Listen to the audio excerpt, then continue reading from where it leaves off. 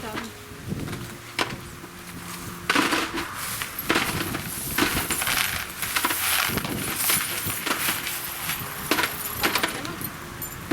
Ouais. Regarde, moi j'utilise le cartonnier.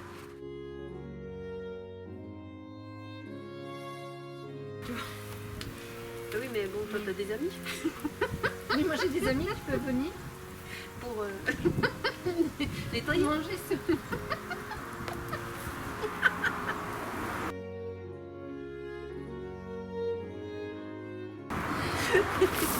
Elle aurait jamais tout.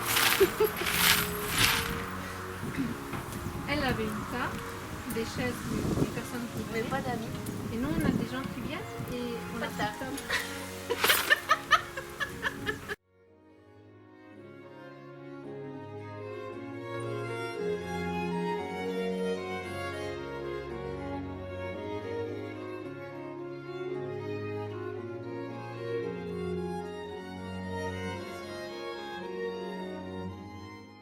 Françoise, tu as dit une fois, on m'a très souvent mis dans un carton avec une grande étiquette fragile par-dessus. D'où te vient cette réputation?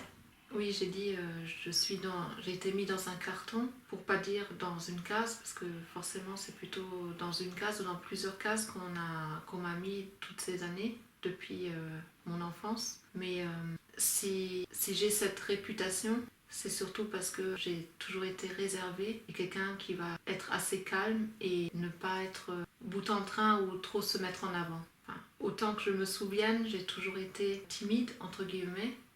Du moins, c'est ce que je voyais dans les bulletins. D'ailleurs, presque jusqu'au bac, toujours cette petite remarque, effacée, trop effacée. Françoise devrait faire des efforts pour mieux communiquer avec les autres. Trop timide aussi, j'ai souvent vu dans les bulletins. Ça m'a marqué, disons, toute ma scolarité.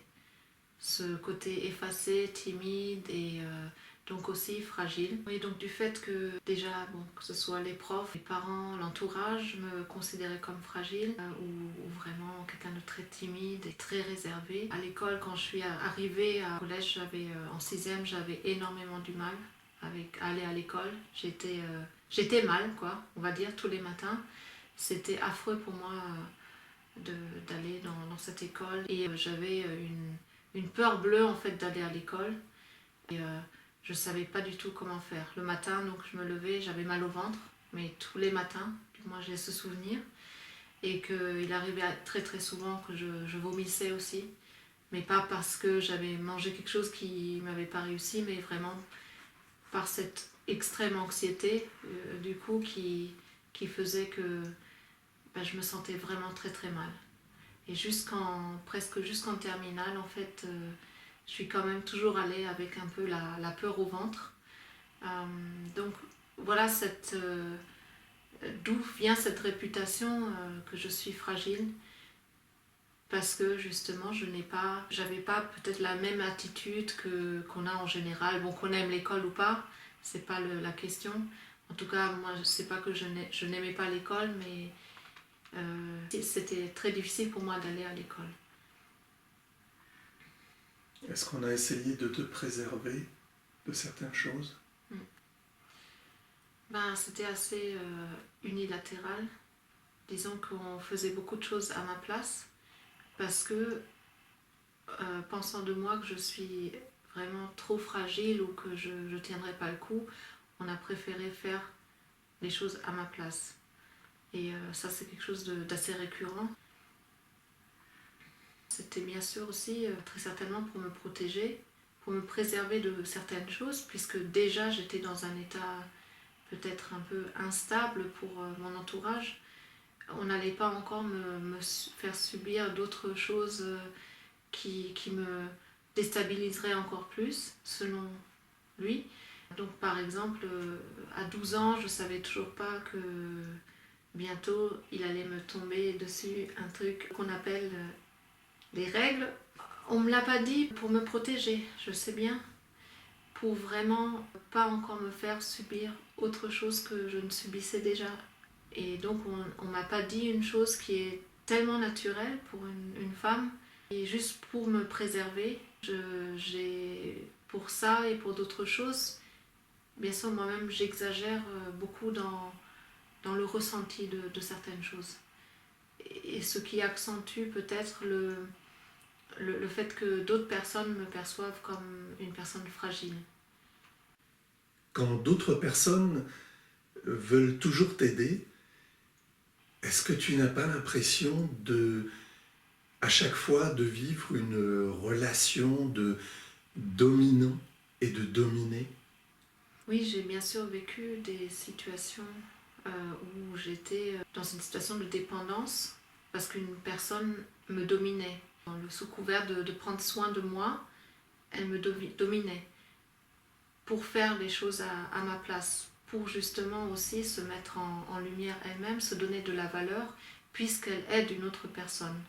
Ça, je l'ai souvent vécu. Mais je suis persuadée aujourd'hui, c'est cette réputation qu'on m'a donnée qui a fait que j'ai eu des conditionnements et qui ont fait ensuite que j'ai vécu des situations de dominant-dominé par la force des choses. Mais dans cette situation, est-ce que tu n'as pas ressenti l'envie de justement de ne pas être dominé? De dire non, non, je vais me débrouiller tout seul? Ou est-ce que ça ne t'a pas traversé l'esprit? J'ai pas eu souvent la motivation de dire je vais faire par moi-même, puisqu'on me disait déjà, on me coupait tout en petits morceaux, on me faisait comprendre que je ne serais pas capable. Donc à force de l'entendre, on finit par en être persuadé qu'on n'est pas capable, et c'est ce qui m'est arrivé. C'est pour énormément de choses, j'ai pas avancé parce que je me sentais pas capable. C'est même pas être capable ou pas, c'est aussi ah non, mais ça c'est pas pour moi. Pas pour moi, la fragile, la timide. Quand j'étais à l'étranger, dans le bâtiment de la fac, il y avait toutes les semaines une soirée, boîte de nuit. Donc tous les étudiants y allaient. Et moi j'y suis allée juste quelques semaines avant la fin du séjour. Parce que c'est pas un truc que moi je fais parce que je suis quelqu'un de réservé, de timide, de fragile. Et donc quand j'ai débarqué là, moi dans toute ma joie de vivre, j'étais là, ah mais c'est super. Et donc j'étais vraiment en décalage par rapport aux autres qui faisaient les choses, qui c'est complètement normal d'aller à une soirée, d'aller à une fête, n'importe quoi, ou d'aller en boîte de nuit. Et moi je faisais pas parce que je me sentais pas capable. Alors et c'est pas grand chose, il faut juste y aller. Mais quand on est conditionné, on le fait pas.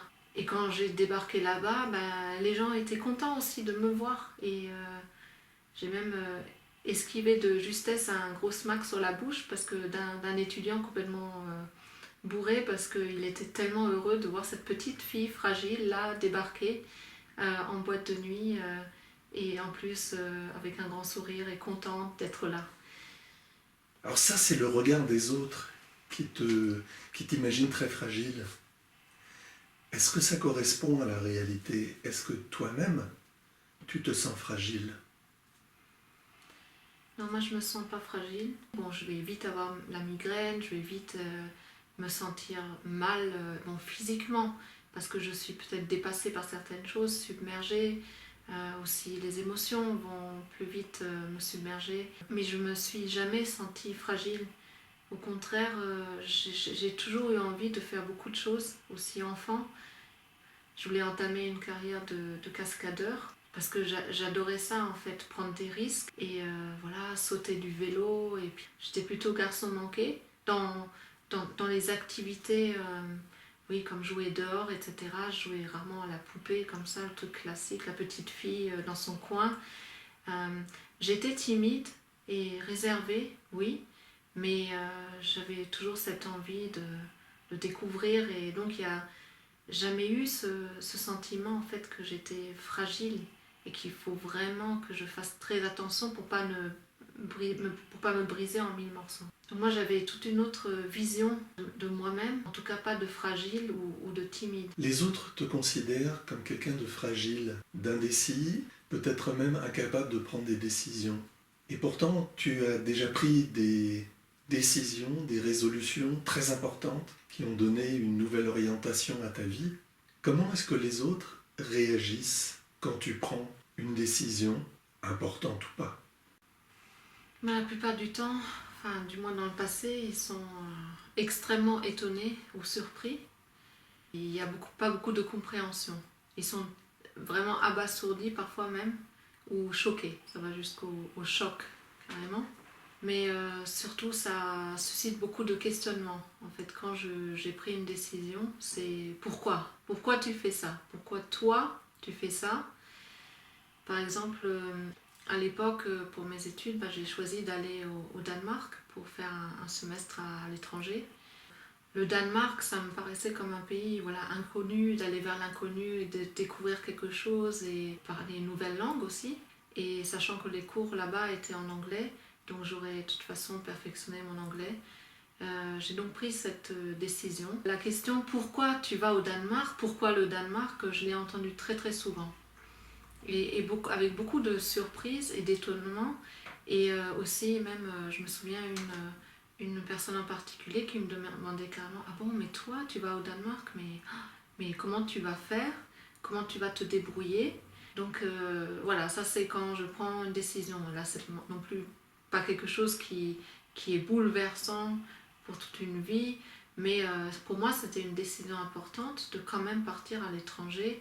C'était pas non plus facile, mais je l'ai prise parce que vraiment, la curiosité allait au-delà de la peur, de ce qui pouvait m'arriver peut-être ou quoi que ce soit.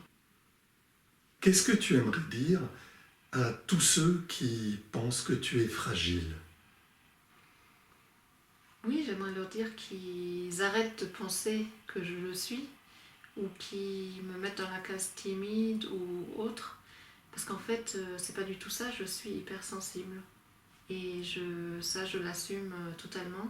Et que j'ai pas besoin d'aide en particulier, que je me débrouille très bien toute seule.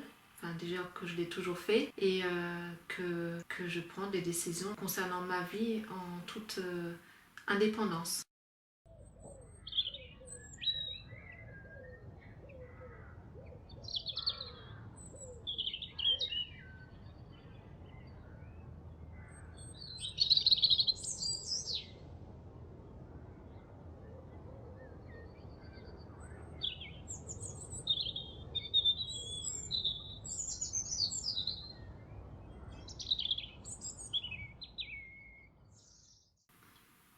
Alors, je suis fragile. Non.